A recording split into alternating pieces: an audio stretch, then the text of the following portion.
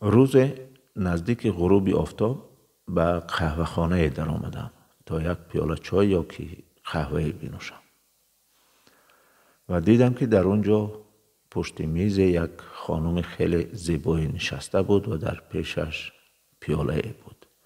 نمیدانم که اونجا چای بود یا که قهوه، اما پیاله روی میزش بود و این را نوشتم: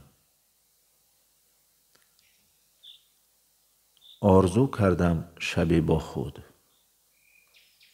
آرزو کردم شبی با خود، کاش که من پیاله می بودم.